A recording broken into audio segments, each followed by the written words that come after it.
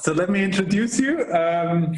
So today it's my great pleasure to have Peter Sheridan Dodds talk about computational history and the stories surrounding President Trump, measurements of timelines, fame, story, turbulence, and collective chronopathy. And before I hand over the stage to you, I would like to sort of just say sort of three different points which are interesting, I think.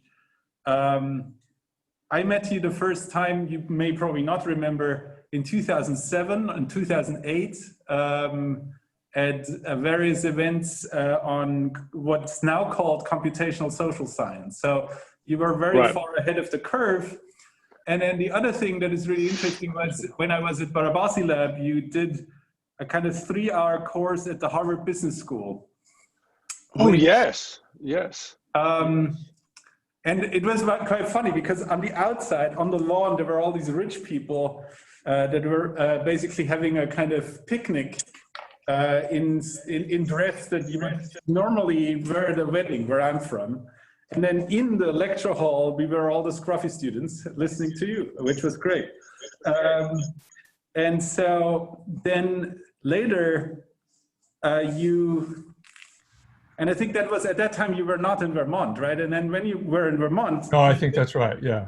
You basically do the full spectrum of what could be called what's relevant towards cultural analysis, because on the one hand, you basically teach basic linear algebra as matrixology, and on the other end, you go full out, diving deep into the data, not only quantitatively, but also qualitatively, in order to figure out what the issues and the biases are. In a deeper sense, often, that you would find it in the digital humanities, and that's often one of the trenches, right, where people sort of are either reluctant to quantify, or there is this thing in the room where people say, oh, there is like not enough like sort of diving deep into the data. And I think that is really exemplary, and as you, and not only you, but you as a group set up these kind of like grand research challenges that you do. I think the work of all of you at Vermont is sort of exemplary and a kind of great point of reference for all of us. And so in that sense, I'm very much looking forward to this result. So it's not just the thing that is deeply relevant for today and tomorrow, but it's also relevant for all of us who are interested in this cultural analysis business, where obviously we have to sort of take into account math, physics, computational science, but also all the humanities. And so with that, I hope this was not too much, but I have no doubt that you will basically exemplify whatever I talked about right now. So thank you very much for standing up early in Burlington, Vermont, and talking to us. Well, look, it's a great pleasure, and I echo those things back to you, really. It's been a joy to watch different branches of work take off in the last, it was 20 years now, shall we say, right? Yeah. Since, and for us, it's sort of the network explosion was the first part of it. But yeah, it's look, it's a renaissance time in science, and basically, yeah, just get on with it. So but it is really challenging, and well, to the extent that I can, I'll sort of point to some of the problems we've run into. But yeah, what I'll show today is, and let me make sure I can share this thing properly. That's our first challenge of the day. Okay, let me make sure I've got that. I think the safest thing is to try this. Yes. Okay. Okay. All right. So it should be, and then I want to share this. All right. Here it is. So you can tell me if that works. Yes.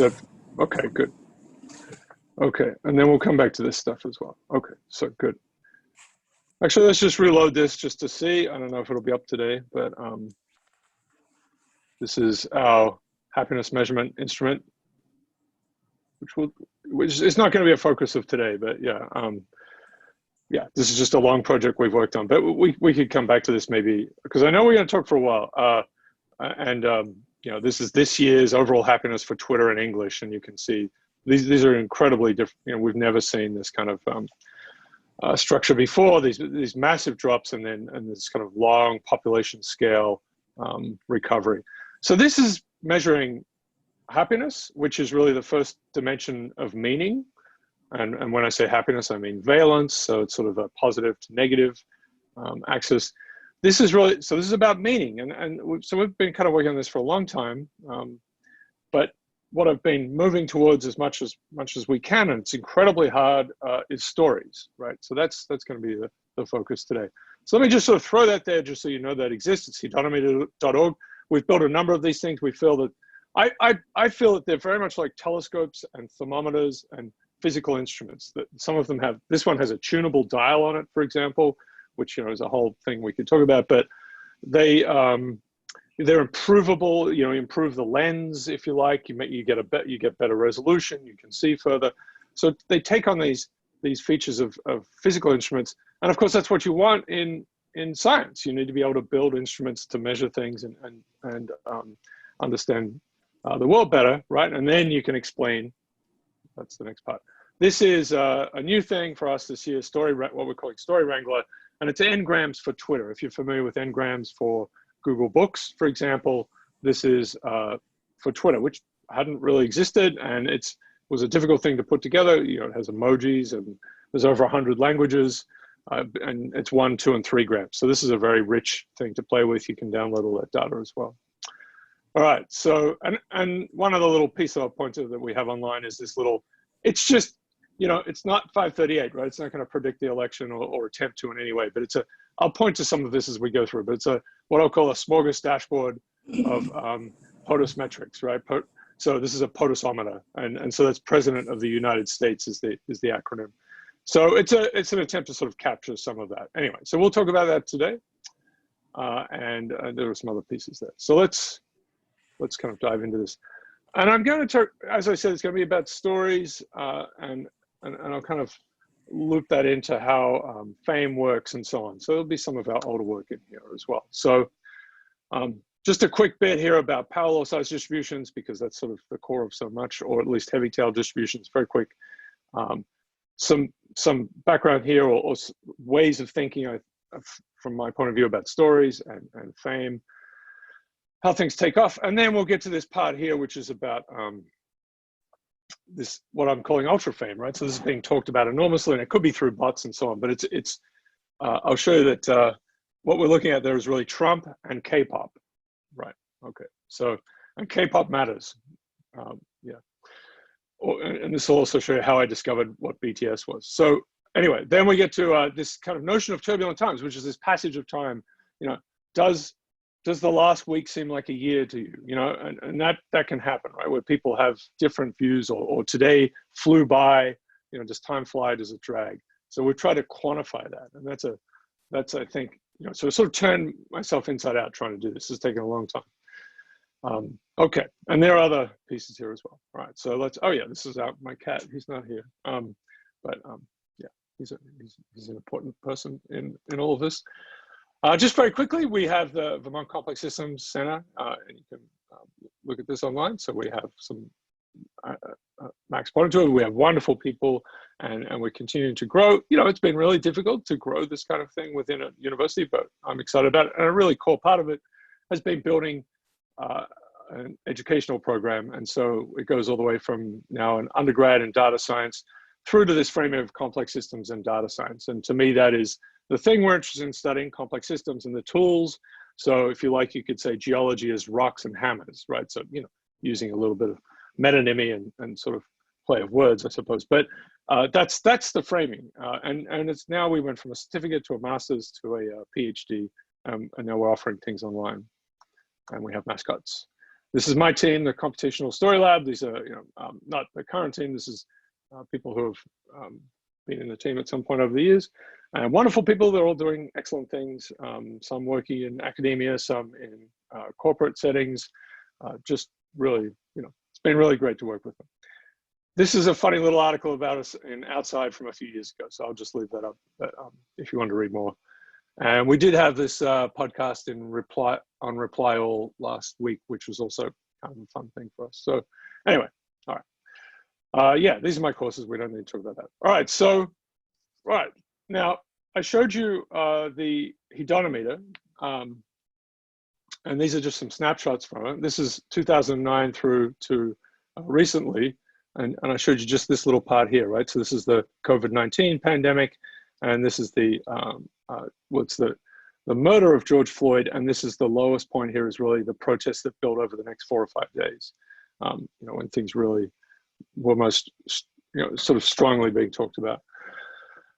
It's been going down slowly over the last 5 years on our particular measure. And what's highlighted here might be hard to see, but there are little red dots. Each red dot is a Saturday, and you can see there's this kind of, and blue is Tuesday. So this early on, there's this very clear cycle. You know, Twitter's being used in different ways, you know, etc. It's true, but it starts to come apart. You start to see the red dots kind of moving around a little bit more, right? That weekly cycle is being busted up.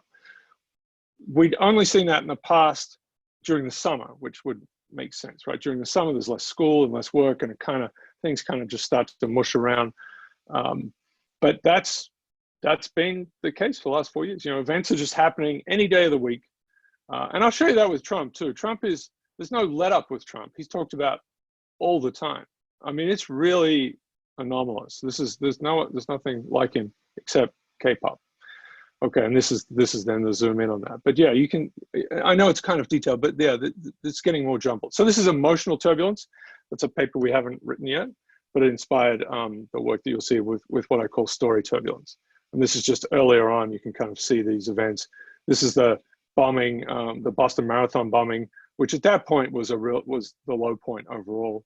But yeah, these, you know, what has happened, right? So that's going to be sort of a goal here, at least a very basic bedrock goal is what happened, you know, and then, like, you know, how did that sequence kind of work? But, you know, and I know this may sound simple, historians must do this all the time, but there's just so much going on. And I think one of the things I've struggled with personally that sort of pushed me in this direction was, you know, you find some, maybe, you know, you're looking on one of our instruments or someone else's and you see something pop up right on a particular date. And then you go back into Wikipedia or Googling to try and find out what happened on that date. And it can be kind of hard, right? We don't have some massive, well put together journal, if you like. And you know, it's a huge struggle for historians to try and tie everything together. So we're going to create a sort of a bedrock for that. As I mentioned, Story Wrangler. So these are all interactive things, you know, and if you click on a point, for example, on Story Wrangler, it will take you to a little search on Twitter itself, so you can try to get at that texture. Really important thing about this is that we break out retweets and organic tweets, so you can see that amplification. You can kind of get a sense of the social contagion aspect that's, you know, recorded in this rough way in Twitter. Something you don't get with, say, Google Books or many other kind of corpora. You don't get the fame attached to it or how much it spread. All right, so just to give a sense of how we're going to tackle these things. So obviously there's frequency of whatever you know, something is being talked about, or you know, sizes of things. Rank is very powerful, right? It's a very powerful way of thinking about things. In statistics, you know, we have things, really basic things like Spearman rank, correlation coefficient, and so on. We think about it very naturally all the time when we talk about, you know, the best tennis players in the world, or the top, you know, songs for this year, or movies, and in terms of say, you know, views or whatever metric you have, movies. You know, we like to rank things. We do it all the time to our detriment, right? So this is from a few years ago now, but this is just a good you know, powerful example of these heavy tail distributions. And I think in here, yeah. So this is every paper, you know, this is in Nature, and they claim this is every paper that had been published by that point. Just one page for each paper, just stacked. So it's the front page, stacked, and it's close to count. Oh, this is Mount Kilimanjaro. So there's a sense of actual size here. And so they're stacked up, and then half of them, this kind of cyanish kind of color here, or teal, have never had a citation, right? So each one gets a weighting of 1, right? There's one of each type, if you like. But this is then this amplification, 0 here, and these are 1 to 10 in here. And of course, you know, we have this understanding, this, especially in, you know, anyone working in culture understands this incredible disparity, right? The Mona Lisa is out here in terms of fame, for example, or sort of a metal rabbit that sells for $100 million. Or whatever it was. So there's this incredible skew, and this whole stack here is really actually just this tiny stack, and then the top 100 papers have some enormous number of citations. So really skewed. This has been observed for a long time. This classic work has been applied to language, which actually turns out to be much more complicated than what was sort of first thought, I suppose, from Zip. And there's all this beautiful work. There's Herbert Simon's work and Mandelbrot, and that connects to Barabasi in terms of the rich get richer story. All right. People have played around with this. Jonathan Harris, who's a sort of a genius computational scientist / artist character, has made beautiful things online for a long time, and this was an explorer of that. It is, language is weird. This is from the XKCD maniac. If you restrict yourself to the top 1,000 words by usage, you can do it. You can explain things. This is a submarine, but it's hard. So yeah, I mean, internally interesting thing, these heavy tail distributions. All right, so that's just going to be a background piece. When we think about systems, that there's always very regularly there is a skewed distribution in some part of it. All right. So stories. This is just a point very quickly to some books that kind of can capture something here for me. So this is on the evolution of stories. So this is thinking about stories in sort of a kind of a quasi-Darwinian way, right? So the stories themselves are evolving within some big story world. This is to point out that to suggest that we are storytelling people. I have the framing of Homo Narrativist, right? That we are storytellers, we're story believers, again, to our detriment. And the stories we tend to tell are about individuals. This is an extra powerful piece. We'll come back to that. And then, even more strongly, right? The written world. So this is literature shaping civilization. People write some stuff down in a room, and that becomes, a template for how people behave for hundreds and then thousands of years. Sort of stepping further away. So this is then to think of stories as algorithms, right? And this is to think of the economic world as just a big assortment of algorithms. And this is taking two ways to go between algorithms and existence, right? So these are taking computer science algorithms as templates for how to function in the real world, right? How to go about doing all sorts of things. This is using folktales to explain computational algorithms, right? So it's using the stories that we, generally, depends on your culture, but we'll have some handle on to then try and explain algorithms. So this, things go both ways, right? And these are more older books, numerical recipes in C, right? I mean, I will personally sort of stick all these things together. Yeah. And of course they're not all the same, but it's just, I like to think of all of these things as stories, and I will think of PDEs as, partial differential equations as sort of things that explain a kind of story for a system.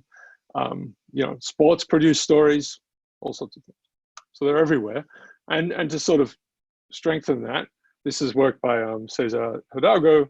I think one of his most interesting things, which was, and it's simple in concept, it builds on Wikipedia. The idea is simply how many different languages is an entity talked about, discussed on Wikipedia, right? So do they have entries across different languages? So, only one means, even if it's English, for example, it could be a big deal, but you haven't spread out to other languages. You're not world famous, shall we say.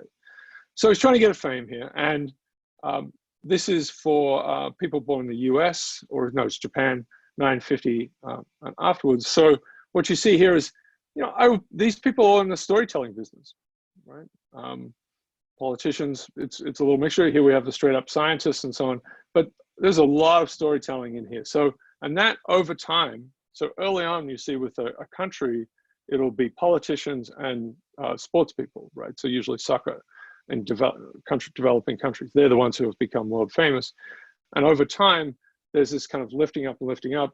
And I think the most recent kind of category that's been kind of colonized, if you like, by people in terms of fame is video game director kind of characters, right? So movie directors and then video game directors. The debates about the extent to which video games are storytelling things, and this is some sense of over time for really the sort of global cadre of individuals that are talked about. Politicians dominate. This is the first 1500 years of the current era. And then they start to shrink a little bit relatively. Writers appear, scientists do quite well in this patch, but then it moves to actors and singers, and they're still dominant, but sports and soccer. So, and I think of those as dynamic stories unfolding in front of people. Right, one more piece to add to this, and again, this is sort of, I'm cherry picking things, I suppose, that fit for me. But this, I found this kind of compelling. This is a study of hunter-gatherers in the Philippines, and so it's on the ground talking to people, and the storytellers are the most valued people in society. Not the hunters, but that skill set is if you ask individuals, that's the most important one, and the stories that are told by the storytellers, help the society function, right? So this is the pro-social norms about cooperation. And these are stories you really have to tell because it's hard for us to understand collective behavior, right? So we'll come back to that a little bit. It just is, whether it's fluids or, 300 million people voting, it's hard for us to kind of do that, because what we tend to do, I think, as individuals is try to map things back to individual narratives. You'll see it over and over again in journalism. It's very powerful. You see politicians do it over and over for good reason. For good reason. The podcast after podcast where they're trying to tell you a big story collapses back into following along after an individual. Anyway, so these, it's important to do this. And there's an extra piece here, is that the storytellers have more children than everyone else, right? So that the stories reproduce, and so do the ones with the golden tongues. So so super survival stories there. It's the stories and the storytellers. Right. Okay. So contagious stories. Well, I'll frame it in this way. I have tarot cards and I won't explain them at all. But this is from older work, and I just want to quickly give a little piece of it. Some of you may know this, I don't know. So if you ask people, this is the most, and you can, Max can discuss this at length, but people will easily come up with the Mona Lisa. They probably won't get to 10 famous paintings, right? That's hard, but this is talking about prediction, and so this spent 400 years, not being the most famous painting in the world. So how did we not know that if it is also obviously the most famous painting in the world? That was, this is, when your the things you wrote about on a page become Lego characters, you've done pretty well. But there were 12 editors, 12 publishing houses that said no to Harry Potter, right? There are any number of these kinds of stories. Of course, as academics, we have, our similar small-scale stories of those terrible people who didn't publish our great works. But so we know this, and this is Eastern Europe. This is the fall of Eastern Europe. That people will retell this, I suppose, but it was not expected. It happened abruptly. So prediction of things, prediction of social systems, really hard. I don't know where we'll get to with that. All right, so to kind of understand this this incredible fame that some entities have, which would seem to suggest everyone has realized the intrinsic worth of these things, right? That they're intrinsically famous, because that's sort of the story we add on top of it, right? That the Mona Lisa is famous because of the way it's painted, the way the eyes follow you. There are stories about how it looks intrinsically. All right, so there are some systems that we understand completely because it's so, we can't miss this, right? So bushfires, which have been a terrible, feature of the West Coast here in the US recently, and where I'm from, Australia, just forever. So we understand this. We understand that there's a, they can start from they don't start from sparks everywhere. They can start from just one origin, which could be just an accident. It could be, we have, or it could be, malicious, but we understand that. And that's a system story, right? If it's raining, it's not going to burn. But if it's all connected, you've got a forest that's connected and it's dry, it burns. And we use this analogy for contagion all the time, an idea spread like wildfire, et cetera, right? This is something we try to lift out metaphorically, again, to our detriment, because, social networks are much more complicated things. So I'm going to say there are 3 reasons that we make mistakes about social fires, and there might be some audio here, and I'm not sure how it will work, but so, and I think these are very reasonable ones to make mistakes. And so again, very pointedly sitting here, Gladwell has admitted to being just a storyteller, but it's been very influential. This is a match sitting here, right? So this is this idea that's true here, but for social phenomena, we like to think there is a match, right? The equivalent is to, if something takes off, something spreads some idea or some way of behaving, then we go and find that original person, and we think they're going to be able to influence everyone else in all sorts of ways. That would be like finding the first spark and holding that spark up and saying, this is the reason the fire burned. Not a system story, right? It's the spark is special, but it's really about the system. Okay, so this is the first thing, right? That as I said before, we're Homo Narrativist. This is, again, just a framing of mine, but we can tell stories about anything. We're really good at it, right? And so this is this XKCD piece about all sports commentary. It's true for for financial trends as well. And then he has a little joke in here about for Dungeons and Dragons, D&D, it's actually, in fact, actually quite true. But we're good at, and the reason I think here is that it's better to try to find a story which will try to put causality into to explain something than to not see it, right? It's like seeing the tiger or the rock in this whole idea of seeing the agency in things, mistakenly seeing a rock in the dark as a tiger, because that's a good mistake to make, right? You don't want to make the other error because you get eaten by the tiger. So we tend to see things when they aren't there. But even then, I would say the tiger story is actually a story, right? Because what we see is a little narrative of that thing coming out and attacking us. We actually run the simulation. So it's not just we flatly see, oh, there is a tiger, it has intent. We actually run little scenarios, right? So we do that all the time, and it's better. And again, we fail in all sorts of ways. We make mistakes about these stories, but our brains are trying to kind of, survive, right? So yeah. Let's see. I know what this is. This is a silly piece. It has to be trusted. Adobe quite reasonably doesn't trust anyone. I don't know, full shot. Actually, so it's from Monty Python's, it's better to describe it, Life of Brian, and it's a scene where they're all saying they're individuals at the same time. And the point there is that we tend to see individual narratives. We will go for them, right? Well, the narratives of individuals, we are really happy to see that. I mean, that's, this is Leviathan, right? We're going to work with a king or a monarch, which, the US is falling into again, much as it was set up to be away from that idea. But people get drawn towards, this idea that one person can save everyone. I mean, all the superhero stories, we love this story. It's very simple to follow. You can imagine being that person yourself. Okay, so it's a mistake because system kinds of stories really can't be understood as being driven by an individual. Really a problem for us, but we'll do it over and over.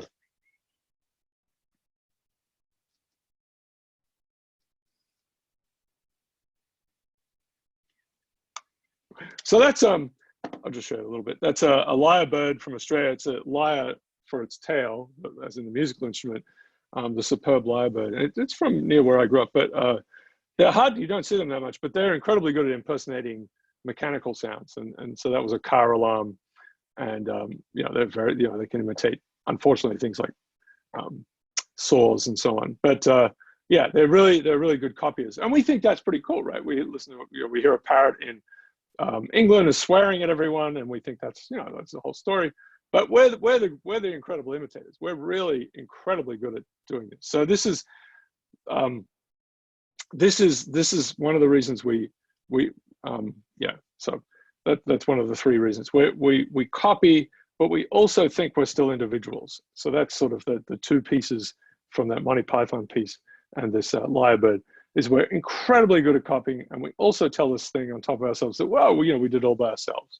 So that makes us kind of quite dangerous.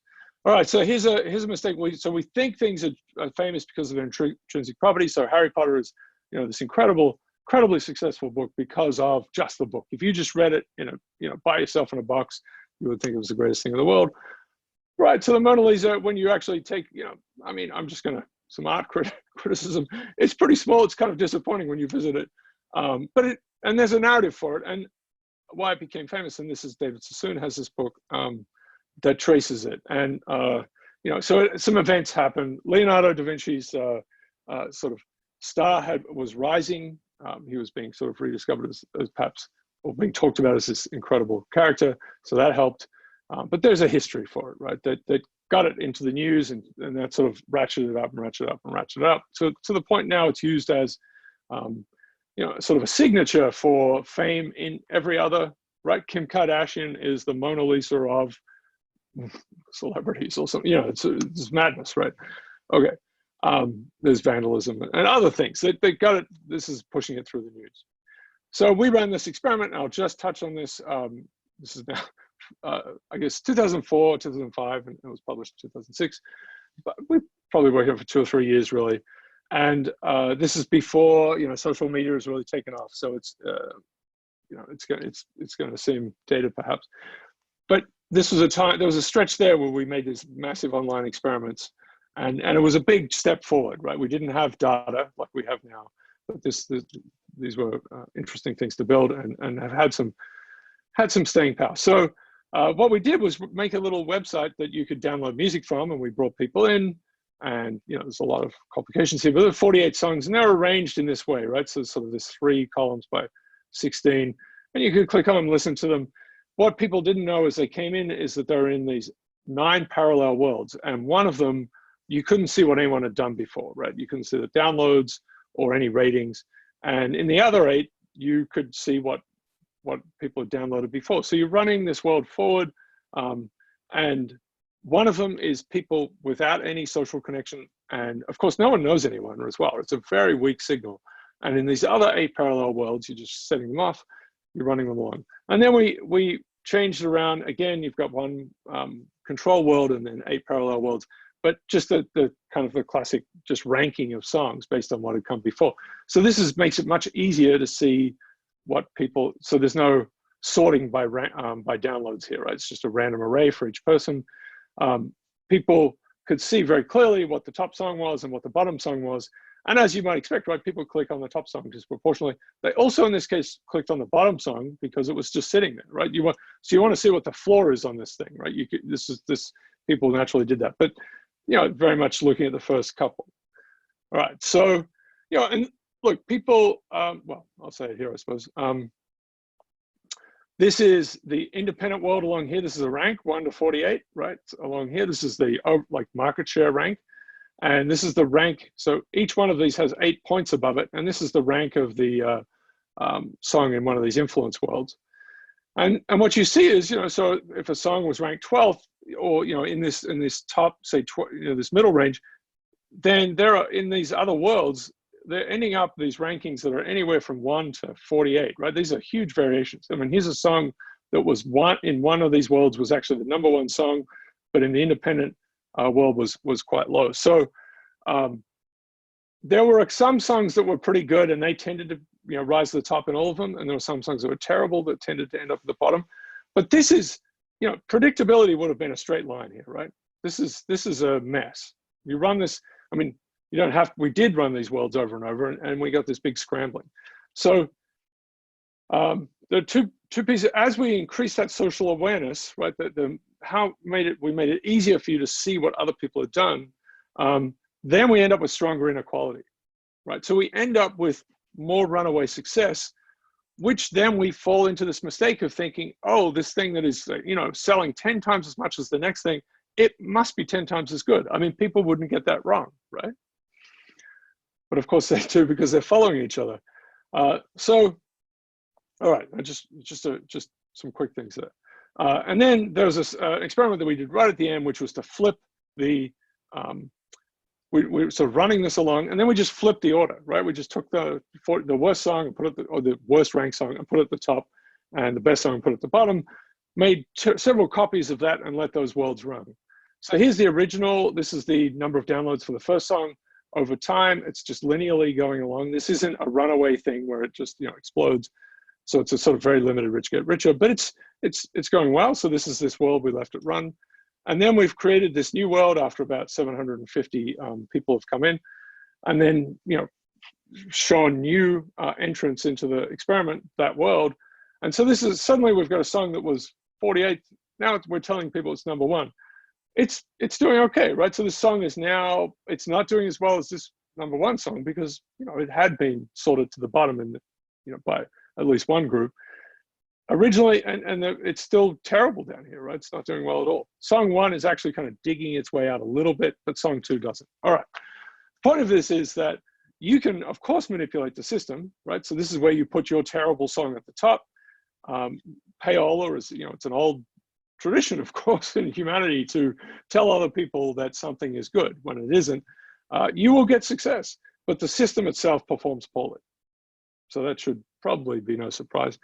But, you know, if you think of, you know, we're talking about Trump today, Trump understood this fantastically, and maybe you've followed this, but, you know, back in the 80s, he went to Forbes and argued that he was a billionaire by pretending to be someone who worked for him. He in this video, there's recordings of him. He had various names. One was John Barron, said he worked for this guy Trump. You can tell it's Trump talking, but he was pretending to be one of his, you know, right-hand people. Anyway, so he did this over and over and over to make it seem like, you know, this thing was popular. And the simple, blunt rhetoric for that is everybody is saying, right? Everybody is saying, which is one of his go-tos. All right. So you understand then it's not intrinsic, you know, it's not, you know, that there's all this social stuff that construction that leads to fame. It's hard to measure. It's very easy to miss, and it's very easy to sort of fall back into simple things to explain, like, you know, the intrinsic qualities of the Mona Lisa, because it's so hard to measure this social part. All right, but let's say we get to this world where we can, and that's what Facebook has done, for example. So we understand it's due, you know, this is massive social component, and marketers know this too, right? With you know, everybody else is buying this thing, you should buy it as well. You know, again, it is something we understand, but, you know, now we've got this quantitative place, and I'll say this is a mistake again as well. Of course, these are many apologies by Zuckerberg for messing with people's lives. That's a nice timeline there. But right, so you're saying, all right, we'll get into your interactions and mess with people's interactions. So again, this just degrades the system. Yes, you can make things spread, blah, blah, blah, but you're degrading the system. And this is our old story for sort of understanding this, right? This is the original idea of understanding how things would spread, is once mass media became part of the world, and it's originally radio and then television, but, you know, basically people would just be injected with these stories and then they would just believe them. That was elevated to this so-called two-step model of influence. This is Katz and Lazarsfeld in the 1950s, who that, you know, they themselves, so this is just a model. This is just helps us think about things. But again, it led into a problem where people started to think, well, there are these so-called, not everyone, you know, we're not just going to inject things. We need to go and find the influentials, right? And of course, we see this now on Instagram. It's just, people love this story and they'll keep going on with it forever. And of course, you can, you know, if you get Oprah to talk about your book, then you'll probably do pretty well. But true fame is really out here in the social wild, things being spread around. You know, what are people really talking about? Okay, so this is just a bit. How does Superspring work? It has to be that you create messages that people will respond to and spread themselves. And because we live in this world of social media, you can make that look like that's happening with bots and all of this sort of deceptive things. And it really is, you know, it's hard for us to turn away from seeing, you know, some story come from this place, and, you know, many different directions. It's hard for our brains to think, well, that's made up. It's very confirmatory. So all of this is manipulated. All right, I've got a couple more things to say about fate, and then I'll fate and fame. I think, you know, sometimes in the roots of words, we have absolute truth. So fate is it's past tense, it's spoken, right? So things are written down. It's you know, we have this in foretell, predict, to say before. You know, and this is something you see this in stories all the time, in movies and so on. Like, you know, people always talking about whether they can change their fate, but it's something we're really quite obsessed with. But it's a story, right? It's a story. And fame, you know, it comes from to talk, and so it's much more active. And so we have it right there, and we have it in a couple of other words related to fame. So it really is talking about the social discussion. It really is just being talked about. Renown means this is retweeting, right? This is to name and say again. It's from the French. This is quite a nice one, reclaim, right? Again, meaning fame.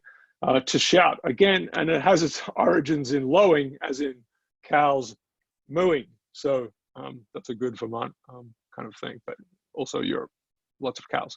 Okay, Oscar Wilde had it right. So there's only one thing in the world worse than being talked about, and that is not being talked about. All right. Okay, that brings us to some good stuff here.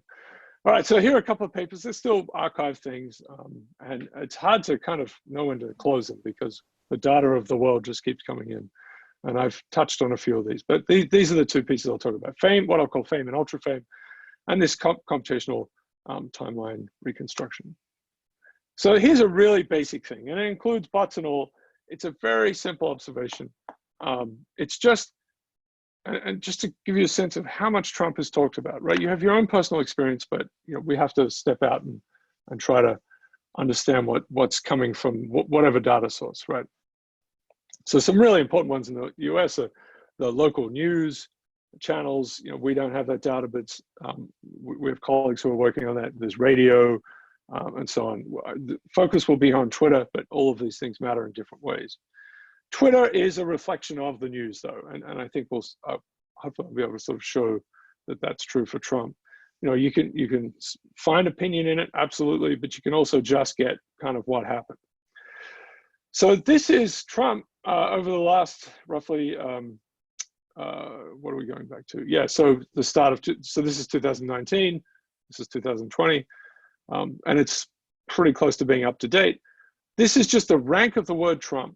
Just simply to go back to what I talked about at the very start, where we rank papers, this is just the rank of the word Trump each day, where we lowercase all words. This is all of Twitter, so every language is included. And there's a logarithmic plot, right? So there's 100 to 1,000, and I'll go on about these a little bit. This is a rank 100 to a rank 1,000. This is the word God here. So that's typically very stably at around 300. It's just an observation. And you'll see Trump, and so we'll call above God being ultra fame, just as a benchmark. So Trump is just being talked about just over and over. It gets pushed down a little bit here. This is for Christmas because there's a lot of Christmas words, so there's a little bit of pressure down. This is the first debate, to the extent you might know about it, the US debate. I mean, it's pretty famous in the US, but Trump was basically, insane and kind of just yelling at Biden the whole time. And it didn't help him, I think, in general, so people were turned off by this, but it was a pretty extreme, pretty grueling thing to watch. Anyway, that day, is actually the peak for both of them. It's the peak day for Trump, and he's had some pretty high days. It's a peak day for him since the election, since the 2016 election. And we expect to sort of see some ticks here depending on what happens. But Biden's been building over this time. So this is simply being talked about.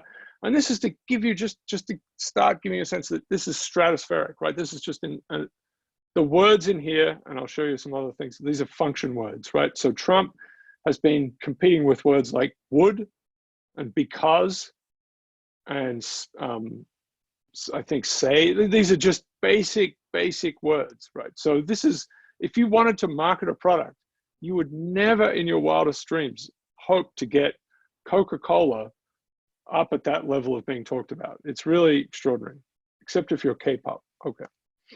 So Kpop, I would say personally I was aware of Kpop, but not completely. And I essentially sort of discovered a lot about Kpop by, them popping up in my analyses of Twitter, like the words would appear and I'm like, well, what is BTS? So you go and search for BTS, right? And that's literally what happened. I also found out the Jonas Brothers broke up doing the same sort of thing 5 years ago. Anyway, fine. You do find all these things. It's an interesting way to look at to look at the news by extruding it through all sorts of systems. So BTS, they're enormously, and I'll have something about how they're talked about. They're enormously famous, worldwide. This is the only entity that is consistently more famous than Trump, which is pretty incredible, for a global whatever. But Kpop, which there's a history of South Korea saying, you know, we really want to support, you know, grow our own cultural outputs in the popular, across the board perhaps, but certainly in popular culture, so TV shows and so on. And that's in the 1990s, and Kpop has really just gone through. It's affected their economy, right? It's really helped their economy. It's affected the global music market, and they're insanely popular. So this is a comparison. This is going all the way back to 2000. So it's 8 weeks before the 2008 election, and these are these day time series for being talked about. So I was just showing you this little bit here for Trump, just this last piece here, and the last piece over here for Biden. This is to give you a sense for all of these major political characters in the last 12 years in the US of how they've been talked about. So Obama, you can see those peaks around elections. You know, he's pretty famous, right? This is sort of the level of the word the UK, right? So Obama, at least on English Twitter, is kind of like UK level, like he's like a country level. You know, and you can see the ones who did not win. McCain obviously was a big competition back here.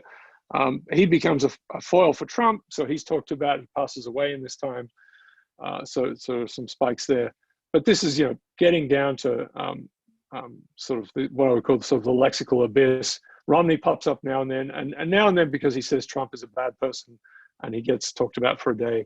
But Hillary Clinton, yes, was rising up here, dropped down, sort of in a different level, right? So she's still being talked about, and a lot of that's due to Trump.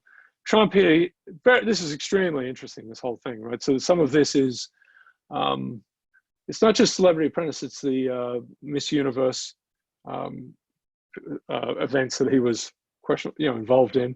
This is actually him talking about running for president, and that's in 2012. And so he got a lot of attention then. And right here, this peak is actually the White House press conference, correspondence dinner, where Obama roasted him. And he sort of, it's a very famous point in time because he was incredibly upset. He was in the audience and he was incredibly upset. There's video of him, if you haven't seen this. Seth Meyers, a comedian, was involved as well, and they just hammered Trump. They just had, because back here he's talking about Obama through birtherism, right? So that's the history of these things. Trump was the leading proponent of what we call birtherism now, which is this completely fraudulent claim that Obama was born in Kenya. So he was pushing this, and that's why Obama was mad at him, and he roasted him in the kind of Obama kind of way. Trump dropped out or said that he would not run 2 weeks later, and sort of was declining through this time. But this point is when he announces he's running for president. This bang, it just, it immediately took off, and then it's just a rise through that next year and a half to winning the election, and that's his peak point here. So Hillary had a peak on the day of the election, and Trump the day after. Yeah. Okay, BTS does not exist back in this point in time. They do not exist at all. This is actually just their Twitter handle, which is their main representation on Twitter that people point to. Just massive, and of course there are bots. There's the BTS army. It's one of the greatest exemplars of fandom. Most very popular things will have a fan base, and they'll have a name for that fan base. It's the BTS army. The Fifth Army had the harmonizers. There's one for Ariana Grande. So there's all these different, the Arianators. Yeah, right. So that, it's a big team, and they're generally quite positive.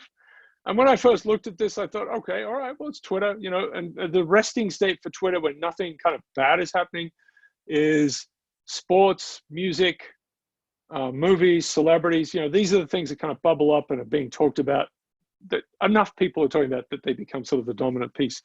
But then something massive will happen in the world, maybe a tragic event, and that will swamp it out. But when nothing's happening, that's what people are that's what, at least on Twitter, you see at the surface. So I sort of thought, well, that's just sort of the apotheosis of that, right? It's like, this is the most famous band at the time. But K-pop is shown to have, and not just in the US recently, but over the last few years at least, to have real power, socially. And they generally, I mean, it's a really powerful group, right? So you kind of want them on your side, but they've generally been sort of pro-social, for positive towards you know, helping communities and so on. So they will really get behind things. So it will be, I don't know what's going to happen tomorrow with the election. I really have no idea, and we can talk about that later, but I do think the story timeline is just flapping in the wind. I think we've seen that recently. That happened with Trump when he got COVID, right? When he was I mean, he could have died, for example, right? Back at when he first got it, he could have died.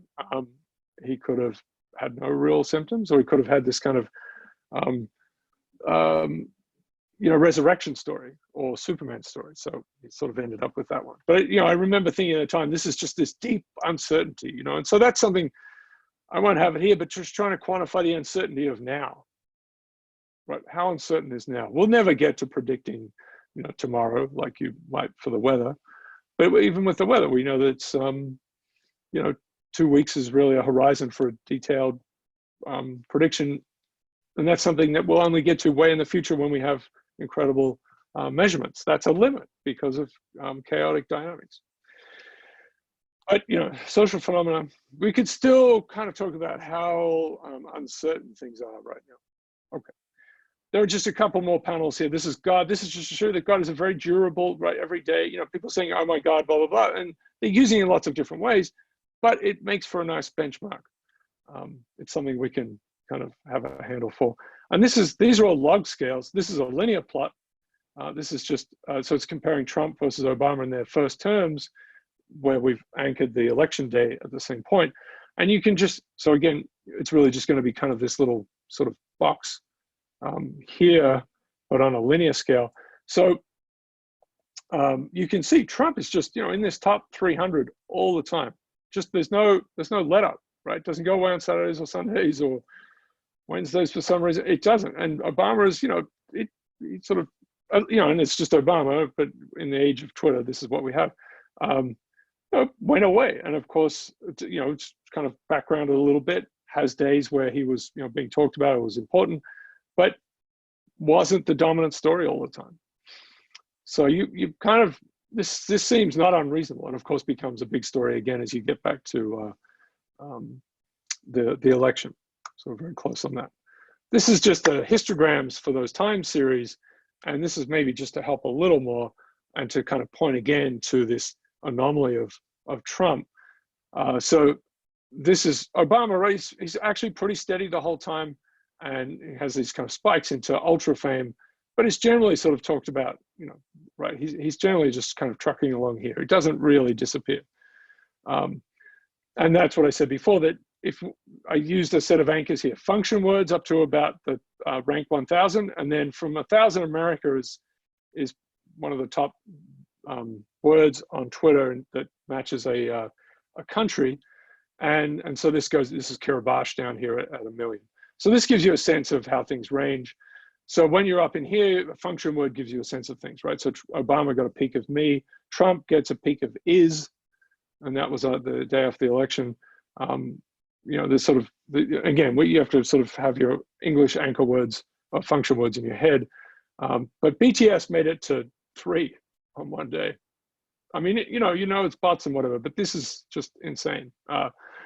Which is the word where the word, you know, it's the, and I think it's the and two, right? The most basic, you know, this is incredible fame. But, you know, no one else like this in terms of these political actors has what Trump has now, which is his median rank is 180, which is where the word would is. I mean, just really basic function word stuff. All right. This is ultra fame things. This is to give you a sense of where they've been over time. But you see, most of these are gray, and it's really BTS and Trump that are able to access this above 300 piece. And Trump has been in the top 300 every day this year. And to think back, you know, Soleimani was the start of this year. There was the assassination of the Iranian general. That was on the 3rd day of this year. Then the impeachment, you know, trying to sort those things out and remember them. That's what we'll get to next. This is to give you a sense of what's happening before elections in terms of how much they're being talked about. So if we anchor Obama as like so all these tweets are coming to you and you see 1,000 Obamas, in that same time, you would have seen roughly 750 McCains, right? So it's sort of a 4-3 advantage for Obama there. If you go into 2012, really this election was much less talked about relatively on Twitter. Even the 2016 one is not quite as strong. And this is early for Twitter, so it could be swamped. That's fair enough. So within these columns is a good comparison. But you see Trump, and this is well understood, the media in general gave Trump enormous airtime. So this is sort of a 2-to-1 ratio. But now it's even more, right? So Trump's, just the name of Trump has gone up by a factor of 50%. Biden is there, but it's again this sort of 2-to-1 ratio. I'm not saying this is predictive, but it's just to give you a sense of just, how much he's being talked about. All right. We have some work on ratio metrics, and I'll just say that it's there, but it's about for a given tweet, replies, retweets, and favorites. What's the balance of those things? And it's a whole body of work there too. Yeah. Okay, so this I'm going to touch on very quickly. This is just to give you, just to mention that this is what we've used. So this is a somewhat elaborate instrument, which I'm calling part of allotaxonometry, right? This is how you compare complex systems in general, and this is just one tool, and it's sort of a map plus a list.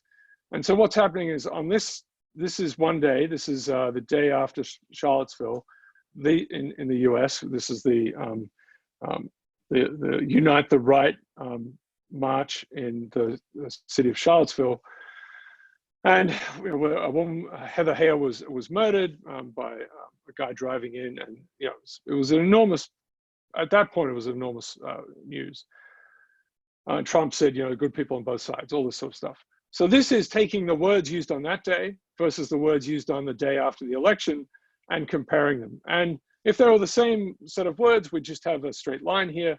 But what's happening is this is really a histogram. So this word here, Svetanovich, for example, is a word that was in about the 1,000th ranked word.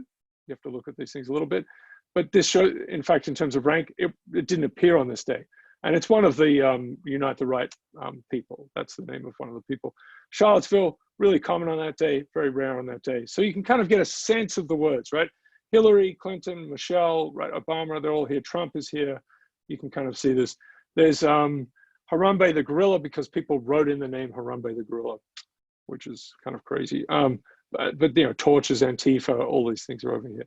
So you can use all sorts of measures here, and some of you will have used things, be familiar with like JSD, Jensen-Shannon divergence. I've built a whole new set of things around rank divergence. And this gives you a sense of which words are dominating, right? So we take this map and then we can rank them. So it's Trump, election, right? These are the dominant words, separating these two Zipf distributions. And on this side, it's Nazis, Charlottesville.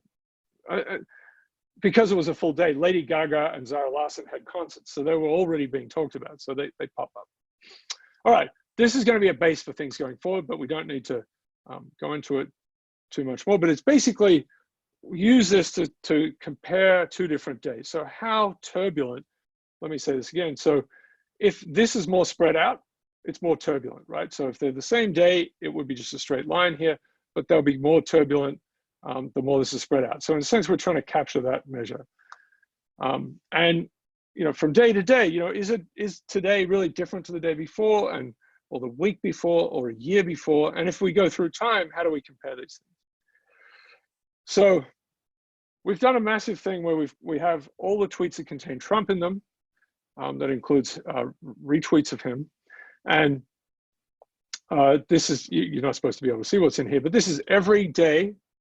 Each line is a day, and it's the top 10 words that are contributing to what I'll say, making the top 10 words that are narratively dominant, in the sense that these are the words on that day that are most divergent from words that appeared a year before. So we'll use a year scale, just because that helps a little bit.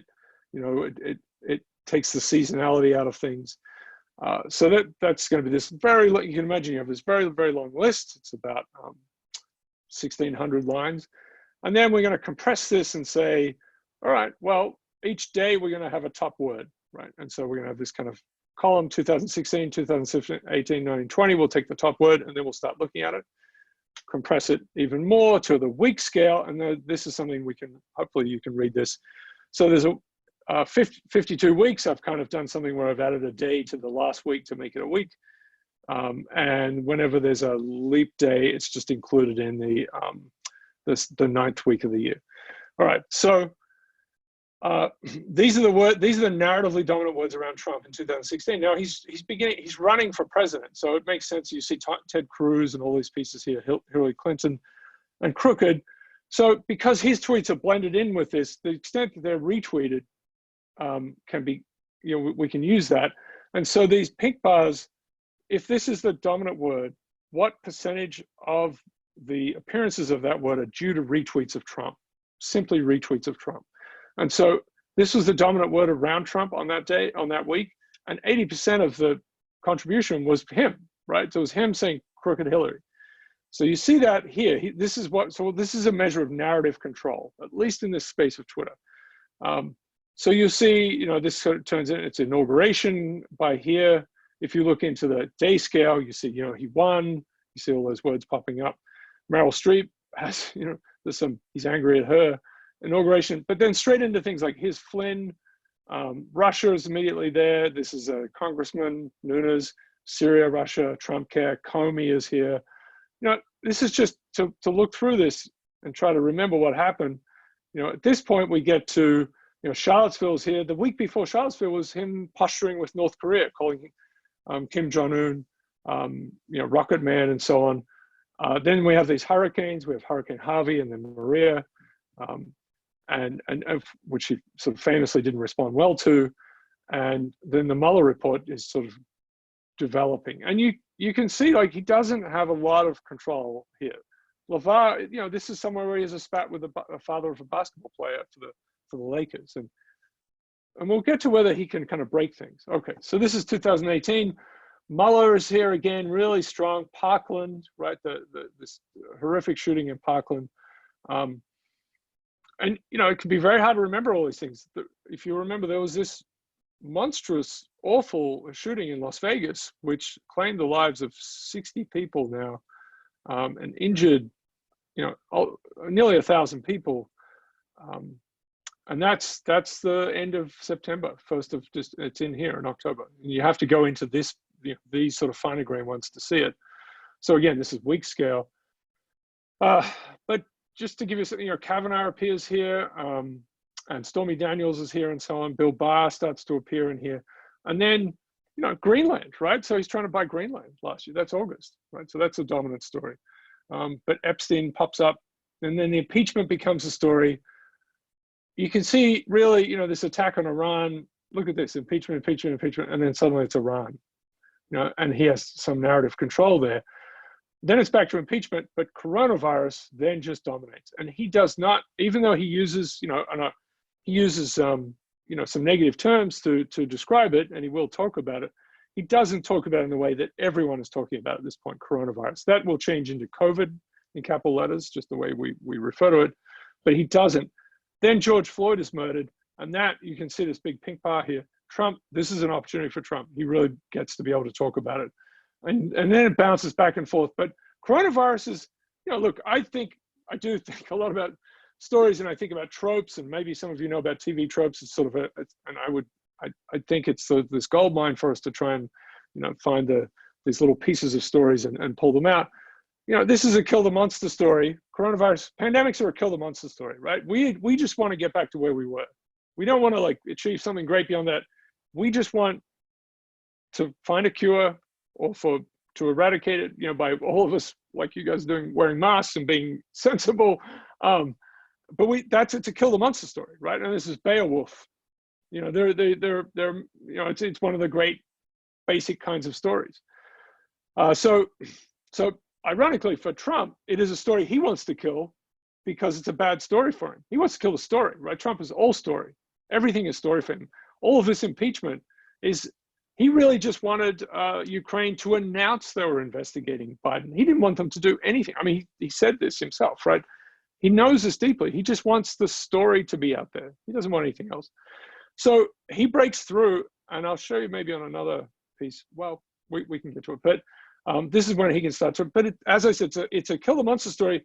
But another thing with monsters in movies is they keep coming back, right? That's what's happening. So coronavirus comes back, especially here in August. It's terrible again. But it's popped back here. It's still a word, right? It's still a dominant word. And this is where he's trying to destroy or break down the postal service. You can see that pop up. but it still comes back as a dominant word around him. Okay, this is kind of a fixed graphic. This one is a little more up to date, and just to add these pieces in here, COVID, COVID, COVID, and Biden, right? These are the, Biden, of course, he's talking about, and it is, so he, from Trump's point of view, Biden is a monster, COVID is a monster, and he's trying to, get rid of them. If you do 2 grams, so you do the whole thing with 2 grams, and you get, a different kind of texture, it's a nice complementary piece. I've sort of gone through and discussed many of these pieces, but you see some other pieces pop up that weren't, they weren't there as a 1 gram, for example. Cambridge Analytica is here. Some of them match coronavirus, and some of them are just quite different. But you see, Biden is the dominant thing. So Supreme Court, and then it's back to Biden and Walter Reed, right? So this is this kind of extraordinary piece. Ginsburg dies. I mean, it's an unbelievable passage in time. She dies.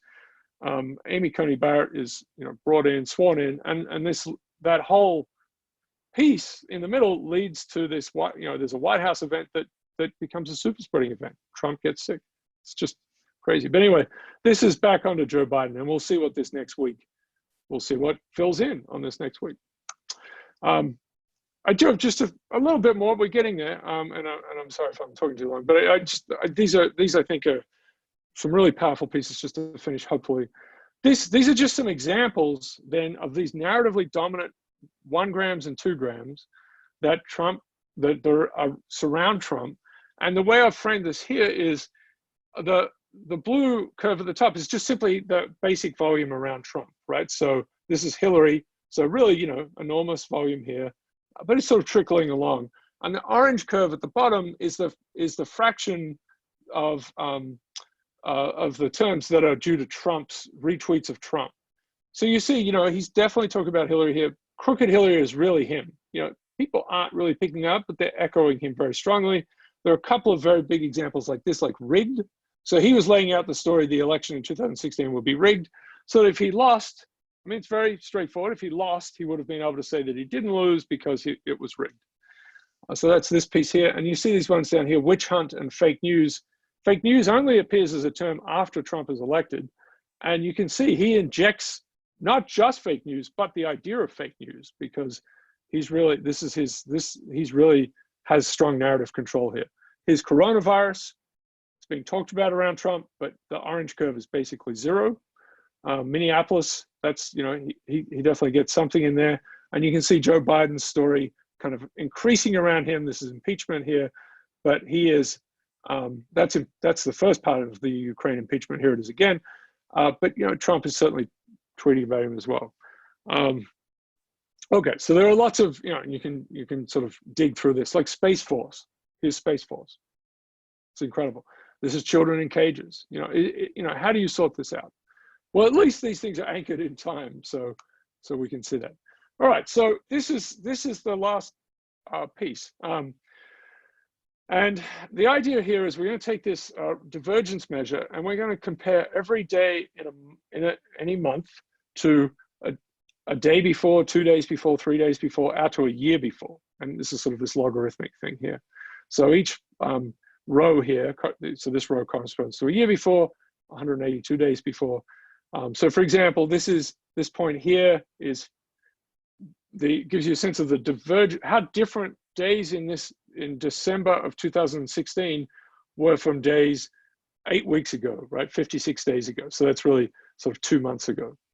So that's this light yellow here would suggest that indicates that this if you're looking back 8 weeks in December, then it's quite different, right? That's quite a sort of different time. Okay, so this is all just sort of prelude to his election. So it's a bit of it's a year it's good to have in there, but this is when he's in charge, right?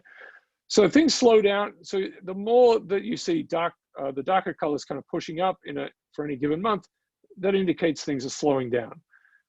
And so they kind of slowed down a little bit. He gets inaugurated. It slowed down a little bit here. But this is Comey. All sorts of stuff happens very quickly. And in fact, the fastest month here is September. And this is coming on the heels, as we talked about before, North Korea, Charlottesville, the hurricanes, all these events. Boy Scouts are in there as well. And so this September, looking back, you know, a day or 2 days or 3 days or 4 days or 7 days, it's really different to the time before. And it's a sense that memory isn't working, right? It's not, there are new things being talked about and the memory is being broken. Now, as time goes on, it sort of gets somewhat balanced, right? I mean, it's still turning over, there's a lot of turbulence, but really it's very dramatic now when we get to 2020. So you see,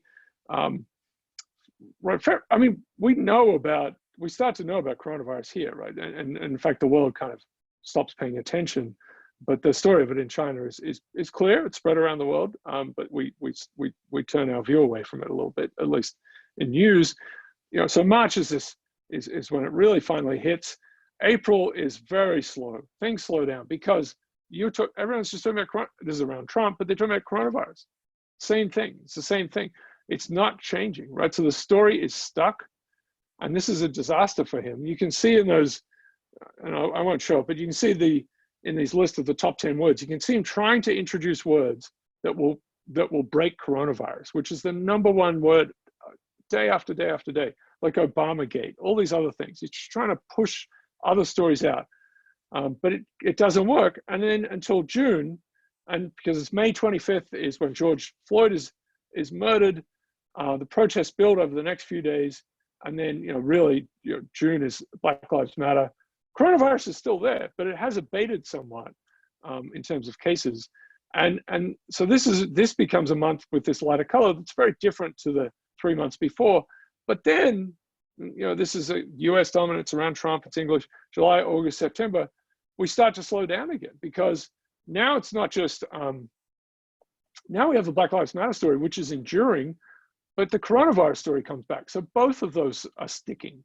So you've got two major stories that are just sticking, and he can't, while he can work with the Black Lives Matter, in a bad way, he can work with it, it gets stuck until we get to October. And then October just is just crazy. It's just insane, right? Because the debate that we talked about earlier, that's just at the end of September. And then, and that's a crazy time, but really it's this month is just gets pulled apart. Okay, so then we can do a couple of things like this where we can say, let's anchor one day or one month, I should say, and one stretch of time. So if we're in April and we're thinking about 2 weeks before, 14 days before, what is that equivalent to? Like the turnover, how much story turned over in 14 days? How long did it take in other months for that much story to turn over? And so April's 2 weeks is the slowest 2 weeks that we could experience. And I feel like that's a reasonable capture of these things. So in less than 2 days, you get the same amount of turnover that took 2 weeks in April. That's what we're getting in October. So, this is the speed up, and this is the speed up here, right? So it's 8 times faster here. And you can look at time is nonlinear, so it's kind of messy. This is April, this is now May, 2 months really, 8 weeks or 56 days.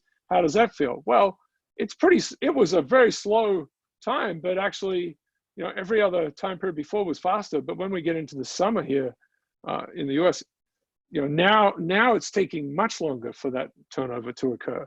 I mean, it's really ballooning. And again, October speeds up again. And the last one here is just, what does 6 months in August, because 6 months in August takes you back to February. Coronavirus is being talked about. It's a particularly slow turnover for 6 months. And, what took 6 months back now is taking sort of 1.5 months in October. So, these are tricky things to look at, but, the overall texture, I think, captures it, this slowdown, which has been, is it good or bad for Trump?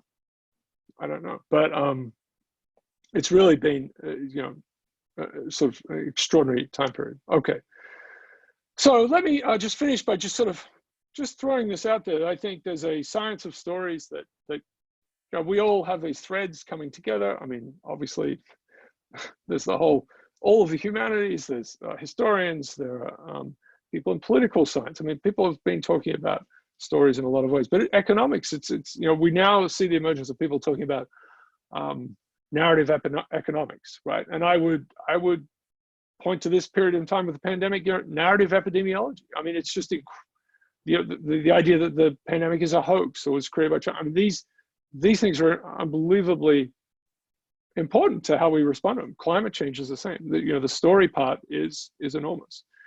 And it's not, how do you get the truth through, right? I mean, this is a real problem for us as scientists and as journalists.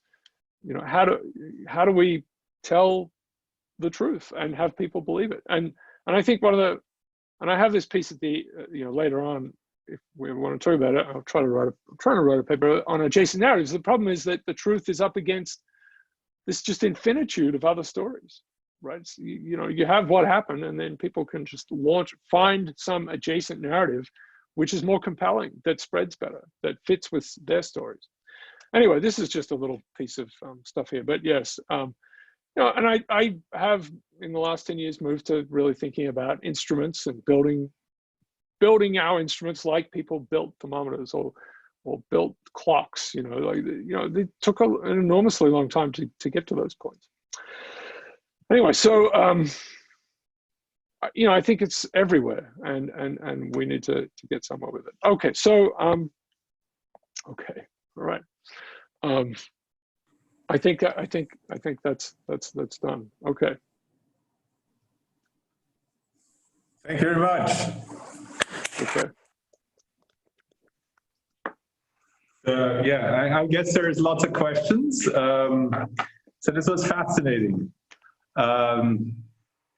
And I hope I didn't promise too much regarding the systematics of the whole thing. And I think that is like one of the most fascinating things, like how it all fits together. I think that's sort of something which, there's many research groups that sort of are just a summary of different projects, but this is really like a kind of a big thing which comes together. And I would like to just circle it out and ask people in the audience and fellows if they have questions. I got a bunch of questions actually, but I would like to let other people speak first. Who wants to go? Let me throw out one thing just to help, maybe, which is that if you want to think about this turbulence stuff, the storytelling, it's of course we framed it around Trump, but it could be around anything. So yes, yeah, just to give that it is much more general. Yeah. Okay. Sorry. Yeah. Just want to stress that. Hi. Pia.